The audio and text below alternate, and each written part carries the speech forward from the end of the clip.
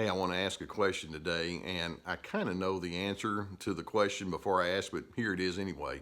And that is, have you ever been in a disagreement with the narcissist, and that person was exasperated enough with you that they just went straight to the place of silence? They shut you down.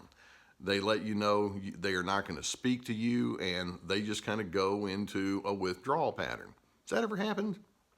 Well, unfortunately, let's keep in mind that the narcissist is all about power and control and dominance. Sometimes they'll use overt means like shouting and yelling and criticizing and giving all sorts of advice that you didn't ask for.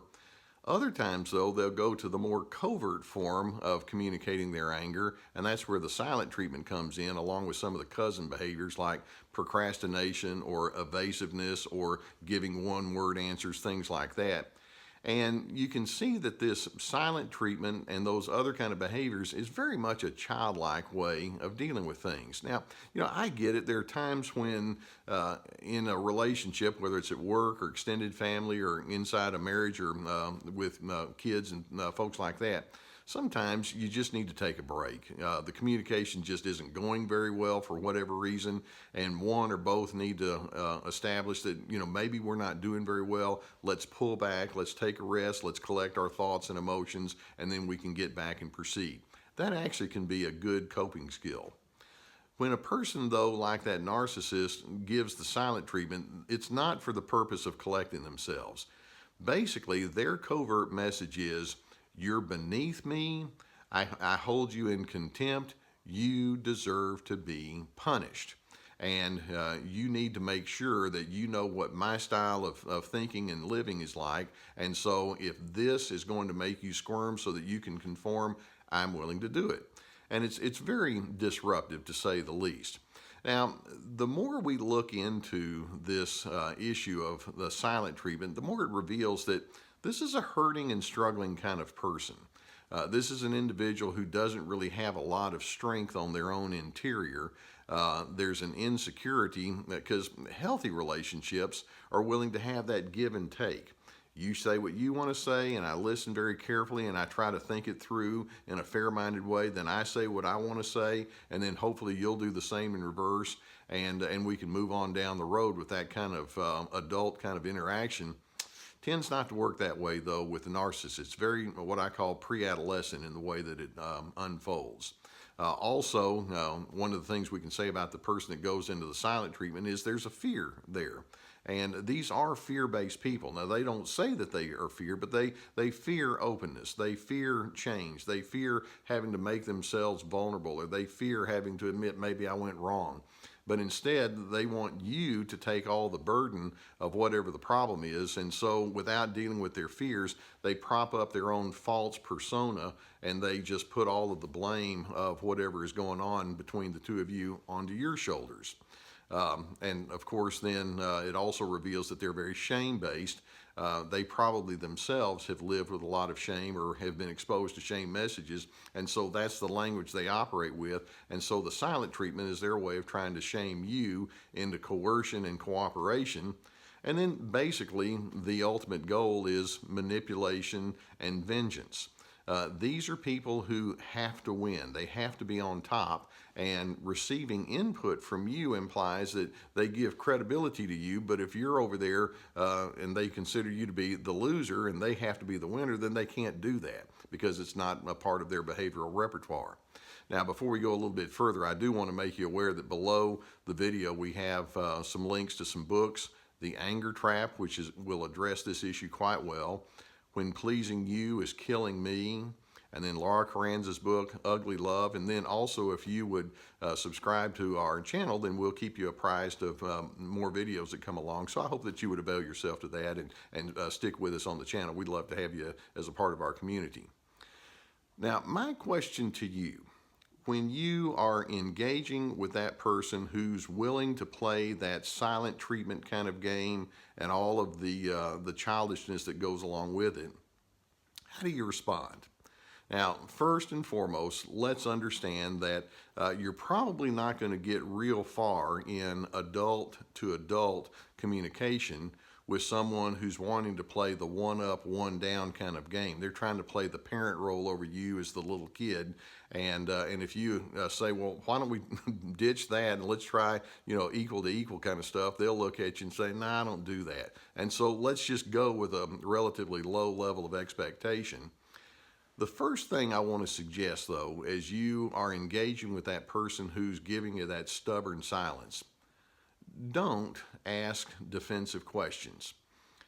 Many times you'll be tempted to say something like, what's wrong with you? Or are you just going to pout and go into your pity kind of mode? Is that what we're dealing with here? Now, hardly any of them are going to say, well, I'll tell you what's wrong with me. Or, yeah, that's what I'm doing. I'm pouting. They're not honest enough. Or, why don't you say anything? Or, what are we going to have to do so that we can solve our problems? When you ask those kind of questions, they're over there thinking, well, you seem to be pretty uncomfortable, and actually, I take delight. I take glee in creating discomfort, so keep asking me the questions because I'll keep stonewalling you, and that's their game. And so the more you ask those questions, the more it's like just throwing fuel onto the fire.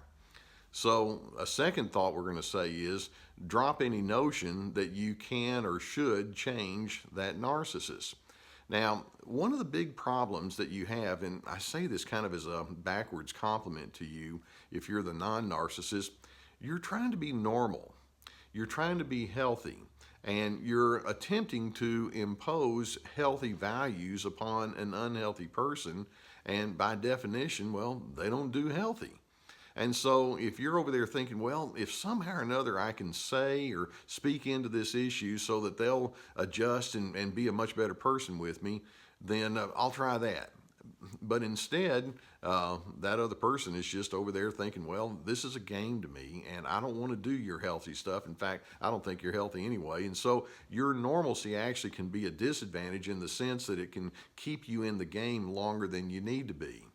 So that leads to another thought, and that is, as you are dealing with somebody who feels the need to just shut you down in silence, go back, gather yourself emotionally, and then place your focus on the one person you can do something about. And that, of course, is yourself.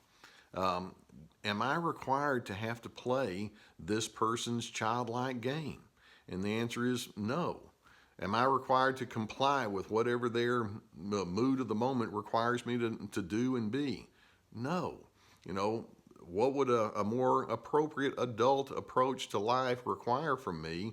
And if this person doesn't respond in coordination with me, can I be my own adult anyway? And the answer there is yes. Focus on who you can be.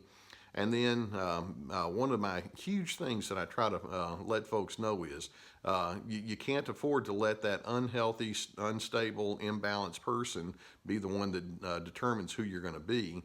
And so, stay away from any kind of presumption that they're going to be a good playing partner because they're actually a foe or they're an adversary. And so another thing that I'm saying along with all of this is it's very important for you to learn how to keep your composure. Your peace does not have to be given to you by that unstable person. You can have calm even if that other person is not calm. You can have confidence even when that other person shows no confidence in you. You can have steadiness and fair-mindedness even when that other person is unsteady and not fair. Do you get an idea of what I'm talking about? You get to decide what kind of person you want to be, and when that person, the narcissist, goes into the game-playing mode, you can stay your course because you choose not to let them set your pace. Now, this does lead to a final thought, and that is you're probably going to need to minimize your exposure to that narcissist, particularly when it comes to anything of a deep personal nature. Now, I know some of you, and you've written comments and sent emails to me saying that you just had to go completely silent with somebody like this, and I understand how that happens. There's some that are just so impossible, and they go into the silent treatment, and you decide, you know what? Why don't we just make this permanent because this isn't working. You've been doing this to me for way too long. I understand when that happens. Others of you have to have some reason to continue to interact with that person, but as you do, keep your exchanges with them minimal. There might be the need to shift to some other people who can coordinate with you on certain life experiences or projects and things like that. And if you can avoid having to deal and coordinate with a narcissist who's just going to play games with you, you're probably better off doing something like that. Years ago, I wrote an article, I don't even know where it is now, but it was for a newspaper, and the title of the article was, "The Passive Aggressive Always Wins." People who give the silent treatment are going into that passive aggressive mode, and they think they're winning. But see, I want to close with one thought to you, and that is, do you lose?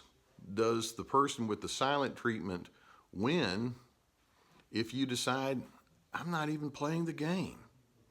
That's the mindset I'm wanting you to go with. If you don't play the game, you're not a loser, and that other person who's over there pulling that power mode can do it in their own empty vacuum. You don't have to join in and get down in the ditch with them. That's on them.